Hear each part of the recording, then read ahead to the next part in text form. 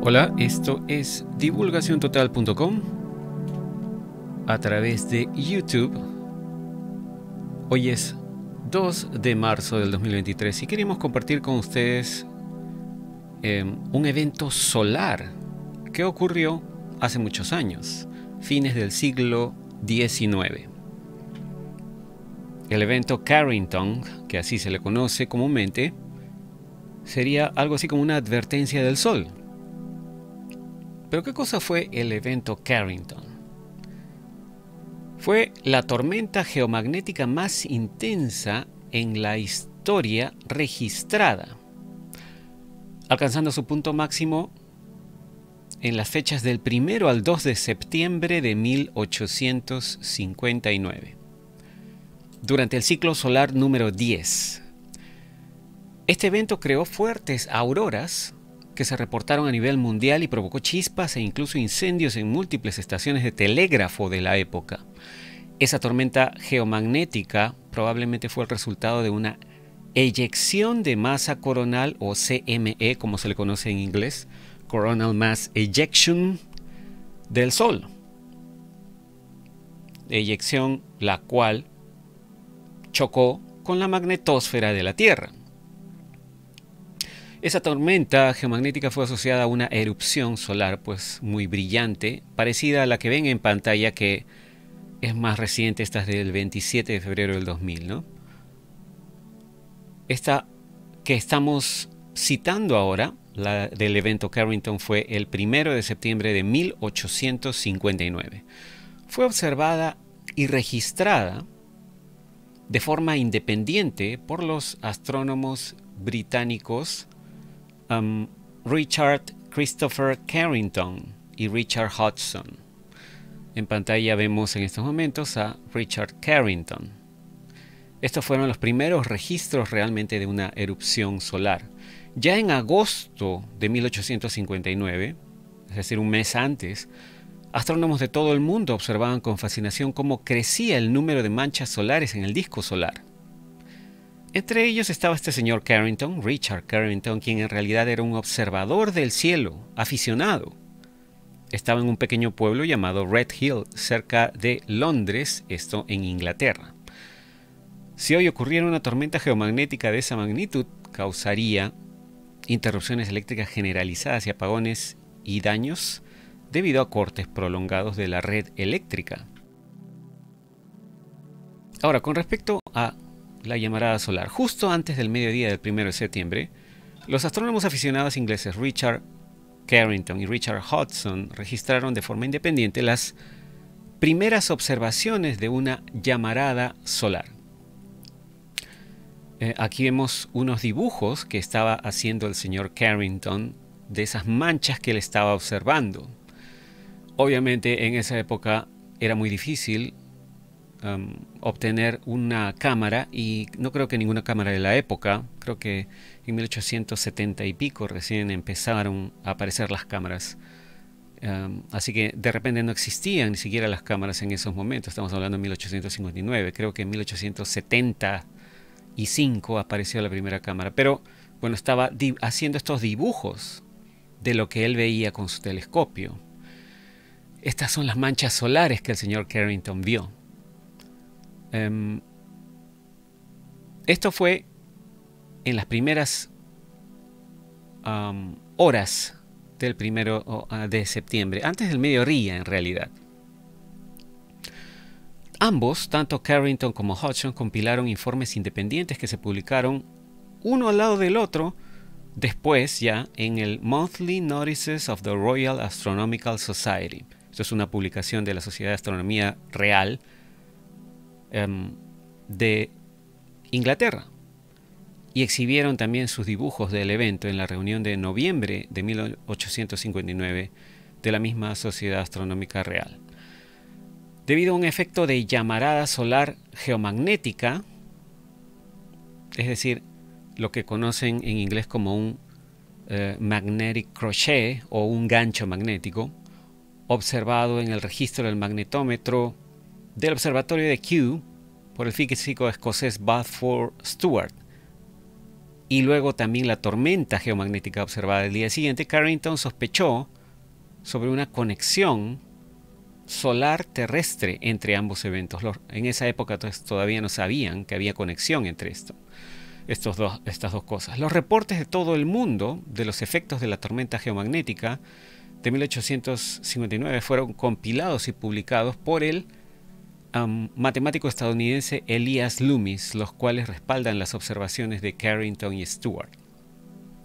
El 1 de septiembre, mientras Carrington dibujaba estas manchas solares, fue cegado por un repentino destello de luz. Carrington lo describió como un destello de luz blanca, según reporta NASA Space Flight, el sitio web. Todo el evento supuestamente duró unos 5 minutos. Lo que ninguno de los dos observadores, Carrington o Hodgson, podía saber en ese momento es que una gran eyección de masa coronal acababa de salir de la superficie del Sol y se dirigía directamente a la Tierra. La llamarada fue una gran CME, o eyección de masa coronal, que es un estallido de plasma magnetizado de la atmósfera superior del Sol, la corona.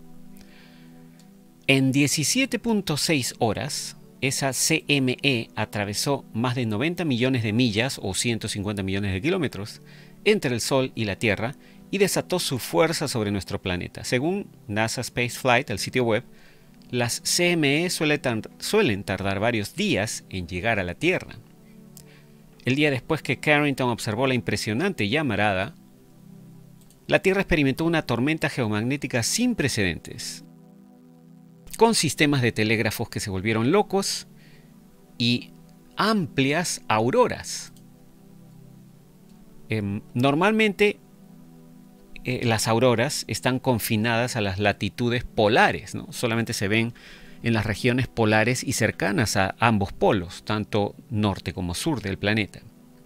Pero en este caso fueron visibles hasta en los trópicos, como reportaron varios medios de comunicación de la época. Carrington se dio cuenta que la llamarada solar que había visto era casi con certeza la causa de esa perturbación geomagnética masiva que ocurrió después. Esta fue una conexión que nunca antes se había hecho. La tormenta solar de 1859 ahora se conoce como el evento Carrington en su honor.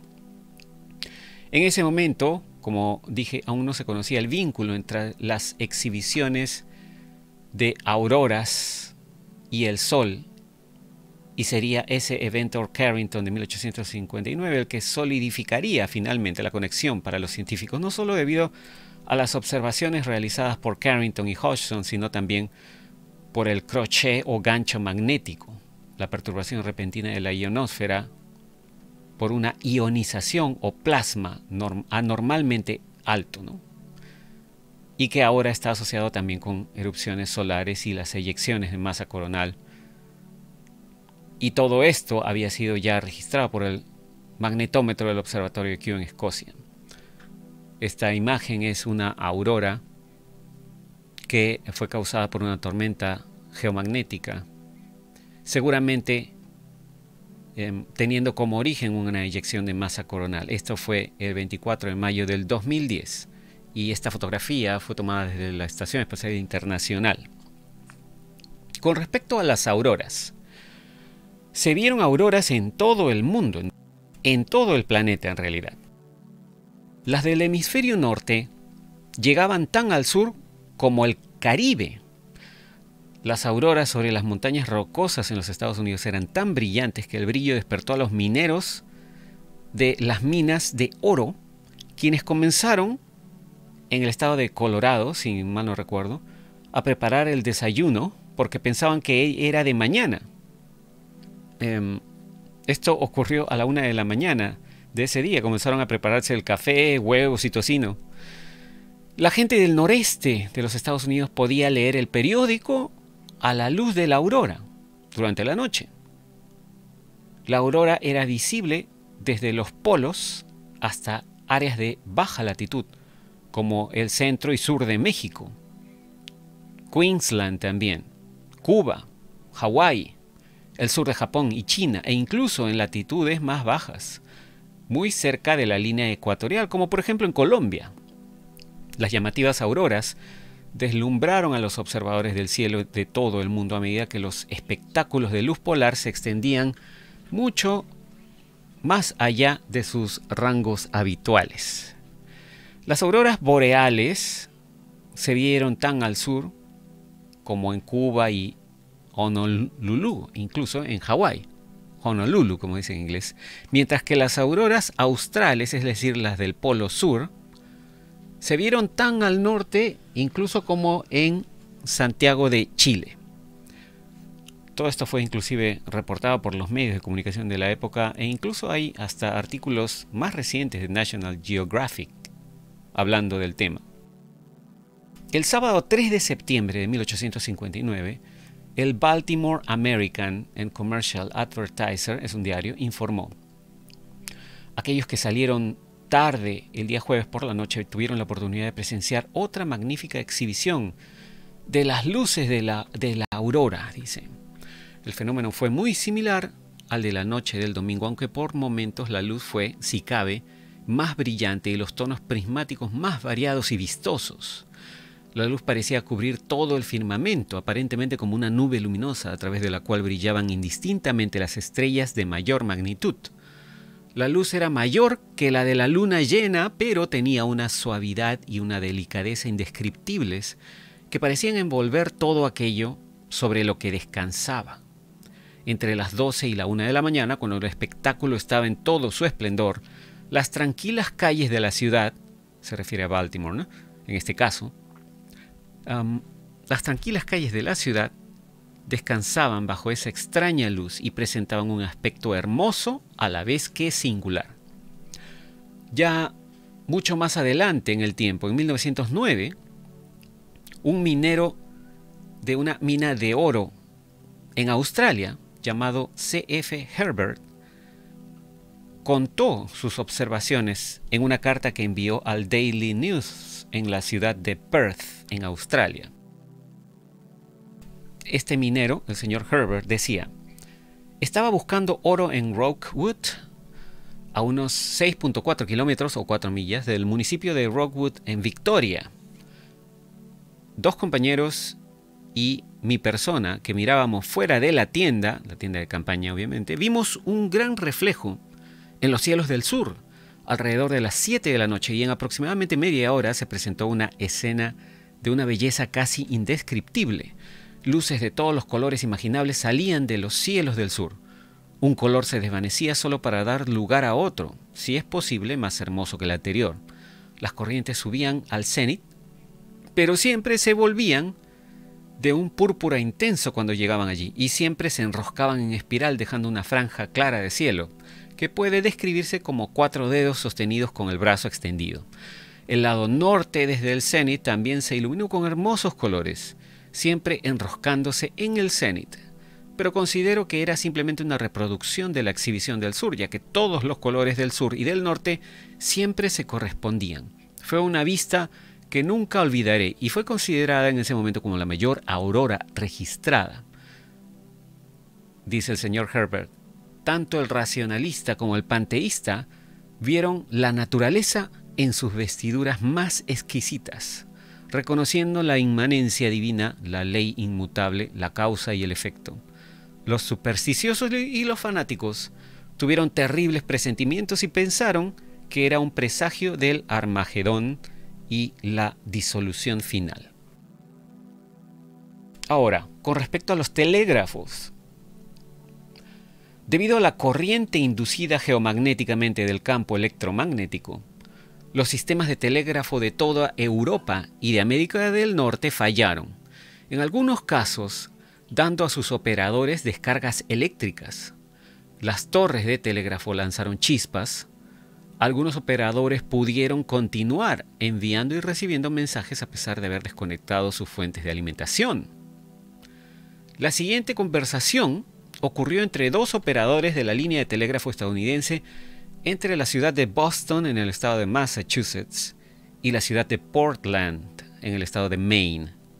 Esto fue en la noche del 2 de septiembre de 1859 y fue reportado en el Boston Evening Traveler, es un diario. El operador de Boston se comunica con el operador de Portland. El operador de Boston dice: corte la batería o fuente de alimentación, ¿no?, por completo durante 15 minutos. En Portland le responde: lo haré, ya está desconectado. Boston le dice: el mío ya está desconectado y estamos trabajando con la corriente de la aurora. ¿Cómo recibes mi escritura? Portland le responde: mejor que con las baterías conectadas. La corriente va y viene poco a poco. Boston le responde: mi corriente es muy fuerte a veces y podemos trabajar mejor sin las baterías, ya que la aurora parece neutralizar y aumentar nuestras baterías alternativamente, haciendo que la corriente sea demasiado fuerte por momentos para nuestros imanes de relay o de transmisores, ¿no? Esos son los relays. Supongo que trabajaremos sin baterías mientras estemos afectados por este problema. En Portland le responde el operador: muy bien, sigo adelante con el negocio, entre comillas, como enviar mensajes, ¿no? Y en Boston le responde: sí, adelante. La conversación se llevó a cabo durante unas 2 horas sin baterías y obviamente desconectados de la corriente eléctrica, porque no había corriente eléctrica. Estaban trabajando únicamente con la corriente inducida, corriente eléctrica obviamente, inducida por la aurora.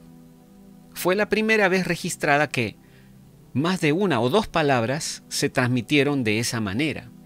Esto nos da una idea de la gran cantidad de energía que existe alrededor de nuestro planeta, en nuestra atmósfera, en la ionosfera, la magnetosfera, etc., ¿no? Con ese impulso de energía del Sol se cargó todo el cielo y los telégrafos funcionaban sin nada, ¿no?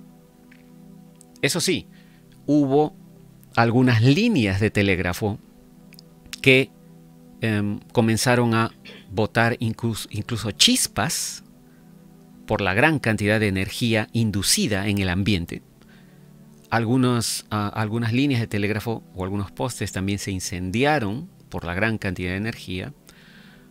Algún que otro operador de telégrafo también recibió una descarga eléctrica en algunos casos. Pero era tal la cantidad de energía que los telégrafos funcionaban sin estar conectados, ¿no? Imagino que esto nos da más o menos una idea de la gran cantidad de energía libre o gratuita que tenemos a nuestra disposición y que podríamos aprovechar del planeta o del cosmos en general, ¿no? Ahora, estos eran los orígenes de lo que se puede conocer como el clima espacial, ¿no? Los orígenes del clima espacial se pueden rastrear hasta las contorsiones en el campo magnético del Sol, lo que nos lleva pues a las manchas oscuras, ¿no?, del Sol, o manchas solares que ocurren en la superficie. Según todo esto, como lo reporta la misma NASA incluso, ¿no?, NASA Earth Observatory. A partir de esas manchas solares pueden surgir, mejor dicho, erupciones solares, eyecciones de masa coronal y otros fenómenos electromagnéticos, con consecuencias que podrían incluso ser hasta peligrosas para nuestra forma de vida actual, ¿no? Ahora, en el 2023, siglo XXI, vivimos rodeados de aparatos eléctricos y si ocurriera un evento como este, nos quedaríamos seguramente desconectados de muchas de las cosas de las cuales disponemos ahora para comunicarnos. La actividad de las manchas solares sube y baja durante cada ciclo solar. Los ciclos solares duran aproximadamente 11 años. Y actualmente nos estamos acercando ya al próximo máximo solar, que ocurrirá supuestamente en el año 2025. Así que ahora es un buen momento para comenzar a aprender sobre las manchas solares, sobre la energía que el Sol descarga y estar al tanto de qué posibles consecuencias podría traer una eyección de masa coronal que logre llegar a nuestro planeta. Hay un sitio web que estamos viendo en pantalla en estos momentos que se llama spaceweathernews.com. Este sitio web actualiza de manera diaria lo que está ocurriendo con nuestra estrella, con el Sol central de nuestro sistema. Y está administrado por Ben de Suspicious Observers, el canal de YouTube. En este sitio web, que es un sitio web muy simple, está hecho en HTML, no tiene muchas cosas de última generación, digamos, ¿no? Se puede visitar desde cualquier dispositivo electrónico, desde su teléfono celular, desde su computador. Tienen bastante información que es actualizada a diario con respecto a cómo se está comportando el Sol y qué tipo de eyecciones de masa coronal ocurran o podrían ocurrir, cómo esto afecta a nuestro clima en nuestro planeta y también cómo lo afecta geológicamente. Así que pueden visitar este sitio web si es que quieren estar informados, ¿no? Aquí, por ejemplo, hay un cuadro de predicción de aurora boreal para en las próximas horas, ¿no? Tanto en el polo norte, como vemos acá, como en el polo sur. Hay bastante información, pero también tenemos que empezar a aprender, a comenzar a leer toda esta información, toda esta telemetría, todos estos datos, para aprender qué consecuencias podrían tener en nuestra vida diaria. Bueno, espero que esto del evento Carrington haya sido interesante. Si no lo conocían, ahora ya saben, pueden averiguar más en toda la internet. Hay muchos datos al respecto y videos. Y si lo conocían, esperamos haber dado algunos datos extras, ¿no? Con respecto a qué fue lo que ocurrió en 1859. Muchas gracias por su atención. Nos comunicaremos en el próximo video. Será hasta entonces. Cambio y fuera.